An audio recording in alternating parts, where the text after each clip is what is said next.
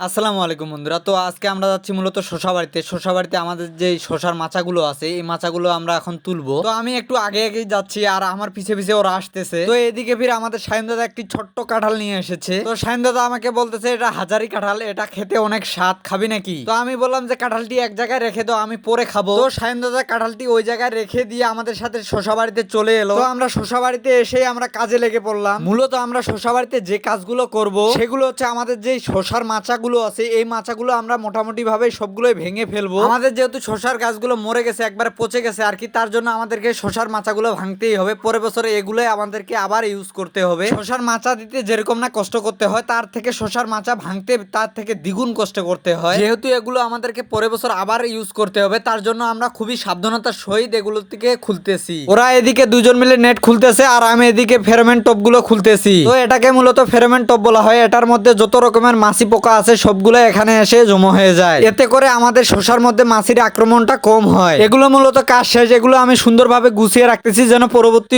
বছরে আমরা এগুলো ভালোভাবে আরো ইউজ করতে পারি। তো এটার মতো আর কি আরেকটি জিনিস আছে, তার নাম হচ্ছে টেপ স্টিকার। এই জিনিসটার মধ্যে আর কি যত রকমের মাছি পোকা আছে সবগুলো আটক হয়ে যায়। এটার মধ্যে মূলত এক ধরনের আঠা থাকে, এই আঠার মধ্যে সব রকমের মাছি পোকা আর কি আটক হয়ে যায়। তো এই স্টিকারটা আমরা একবারই ইউজ করতে পারবো। এর পরের বছর আমাদেরকে আরো নতুন ভাবে নতুন স্টিকার কিনতে হবে। তো আমাদের জমিটা এত তাড়াতাড়ি খালি করার মানে হচ্ছে আমাদের এই জমিটাতে আমরা বিছন বুনবো। তো আমাদের এদিকে আর কি অনেক লোকে বিছন বুনে ফেলছে, তাই আমরা তাড়াহুড়া করে আমাদের জমিতে খালি করতেছি, এই জন্য আর কি আমরা বিছন বুনবো। আর এদিকে ওরা আর কি খুব সুন্দরভাবে কাজগুলো করতেছে গুছিয়ে গাছিয়ে। এই নেটগুলো যদি আমরা এখনই যদি গুছিয়ে গাছিয়ে না নেই, পরবর্তীকালে দেখা যাবে যে আমাদের নেটগুলো জোট বেঁধে গেছে আর জোটগুলো খুলতে আমাদের অনেক সময় লেগে যাবে। আর এই নেটগুলো যদি একবার দেবুর লেগে যায়, পরবর্তীকালে আমাদের খোলা খুবই একটি কঠিন কাজ হয়ে যাবে। এই জন্য আমাদের যত রকমের কাজ কাম আছে সবগুলো আমরা একবারে গুছিয়ে গাছিয়ে নিচ্ছি। তার কারণ হচ্ছে আমাদের পরবর্তীকালে যেহেতু আমরা শোষা করব, তার জন্য আমাদের কোনো সমস্যা যেন ফেস করতে না হয়। হঠাৎ করে তাকিয়ে দেখি যে আকাশটা অনেক মেঘলা হয়ে গেল আর দুই এক ফোঁটা করে বৃষ্টিও পড়তে লাগলো।